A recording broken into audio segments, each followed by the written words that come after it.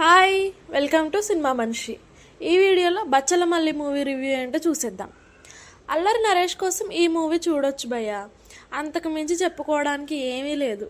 తెలుగులో character driven stories ఎక్కువగా వస్తాయి. ఈ మూవీ ఆ కేటగిరీలోకి వస్తుంది. స్టోరీ మొత్తం ఒక క్యారెక్టర్ చుట్టూ తిరుగుతూ ఉంటుంది. దానికి ఇంట్రెస్టింగ్ ఎలిమెంట్స్ యాడ్ చేస్తే ఆ క్యారెక్టర్ అప్ అండ్ డౌన్స్, దానికి ఎమోషన్, ఎలివేషన్ కూడా ఇస్తే ఆడియన్స్కి మంచి కిక్ ఇస్తుంది. కానీ కేవలం క్యారెక్టర్ మీద డిపెండ్ అయ్యే సినిమా తీస్తే అది బోల్తా పడుతుంది. దానికి పర్ఫెక్ట్ ఎగ్జాంపుల్ బచ్చలమల్లి. అల్లరి నరేష్ చాలా రోజుల తర్వాత రా అండ్ రస్టిక్ క్యారెక్టర్ చేశారు. బచ్చలమల్లి సినిమాని వన్ మ్యాన్ షోగా నడిపించాడు. అయితే నరేష్ కష్టం వేస్ట్ అయిందని చెప్పాలి.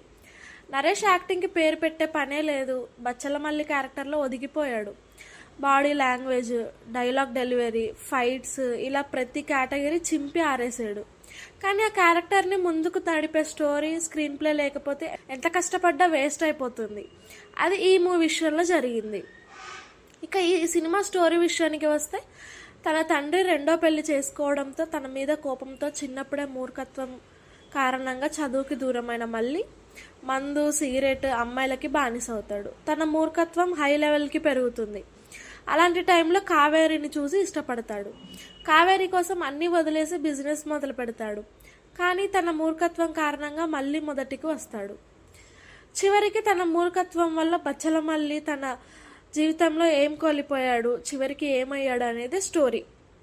ఈ స్టోరీ మొత్తం క్యారెక్టర్ చుట్టూ తిరుగుతుందని ముందే చెప్పాం కదా. స్టార్టింగ్ టు ఎండింగ్ అదే జరుగుతుంది. Cinema starting half an hour చాలా బాగుంటుంది. ఏదో మంచి మూవీ చూస్తున్నాం అనే ఫీలింగ్ కలుగుతుంది. అరగంట గడిచిన తర్వాత ట్రాక్ తప్పింది. ఎంతసేపు బచ్చలమల్లి క్యారెక్టర్ తప్పిస్తే స్టోరీలో ప్రోగ్రెస్ ఉండదు. హీరోయిన్ కావేరిని చూసి ఎందుకు ప్రేమలో పడ్డాడు అనేది అంత ఇంపాక్ట్గా ఉండదు. కావేరి కూడా ముందు మల్లిని చూసి దూరంగా పారిపోతూ భయపడుతుంది. అలాంటి అమ్మాయి మల్లిని ప్రేమించడానికి చూపించిన రీజన్ కూడా అంత ఇంపాక్ట్ ఉండదు. మళ్ళీ అన్నీ వదిలేసి బిజినెస్ స్టార్ట్ చేయడము అంతా బాగుందని టైంకి తన తండ్రి కారణంగా కావేరి ప్రేమను దూరం కావడం, మళ్ళీ కథ ముందుకు వస్తుంది అనిపిస్తుంది. సేమ్ సినిమా మొత్తం మీద జరుగుతుంది. పోనీ ఆ ఫాదర్ ఎమోషన్ ఏమైనా వర్కౌట్ అయ్యిందా అనుకుంటే అది లేదు. మూర్ఖత్వంతో గొడవలు పడడం, మళ్ళీ రియలైజ్ అవ్వడం, మళ్ళీ గొడవలు పడడం తప్పిస్తే వేరే ప్లాట్ ఏమీ ఉండదు. ఇక విలన్ క్యారెక్టర్కి కూడా స్టోరీకి ఏం హెల్ప్ అవ్వదు. డైరెక్టర్ ఓన్లీ బచ్చలమల్లి క్యారెక్టర్ నమ్ముకొని స్టోరీ రాసుకున్నాడు. ఆ క్యారెక్టర్లో పడిపోయి స్క్రీన్ ప్లే గాలికి వదిలేసాడు. కానీ క్యారెక్టర్ ఒక్కటే సరిపోదు కదా. కనీసం ఇంట్రెస్ట్ కలిగించే సీన్స్ వస్తాయనుకుంటే అది ఉండదు. మొత్తం ఫ్లాట్గా వెళ్ళిపోతుంది.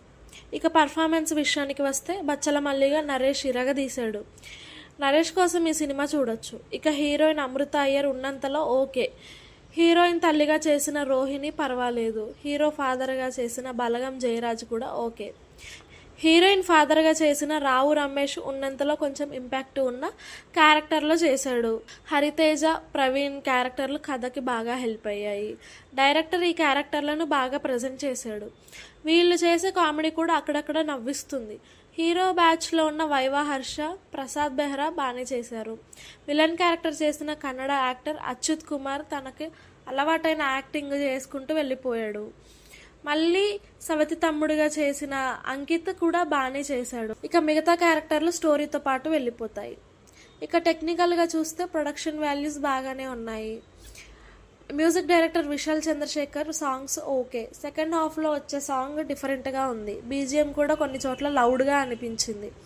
ఇక రిచార్డ్ కెమెరా వర్క్ మూవీ ఫ్లేవర్కి తగ్గట్టు ఉంటుంది. ఎడిటింగ్ కూడా అక్కడక్కడ ల్యాగ్ సీన్స్ తీసేస్తే బాగుండి అనిపించింది. ఫైనల్గా డైరెక్టర్ బచ్చలమల్లి క్యారెక్టర్తో ఒక మెసేజ్ ఇవ్వాలనుకున్నాడు. మెసేజ్ బాగానే ఉంది, కానీ సినిమాలో మ్యాజిక్ మాత్రం జరగలేదు. ఒక మనిషి మూర్ఖత్వంతో ఏం కోల్పోతాడో బాగా చూపించాడు. ఫైనల్గా చెప్పాలంటే బచ్చలమల్లి మూర్ఖత్వం మాత్రమే ఉంటుంది. ఇది గైస్ మరి రివ్యూ. ఓకే, ఇంకా ఈ వీడియో కనుక మీకు నచ్చినట్టయితే లైక్, షేర్ అండ్ సబ్స్క్రైబ్.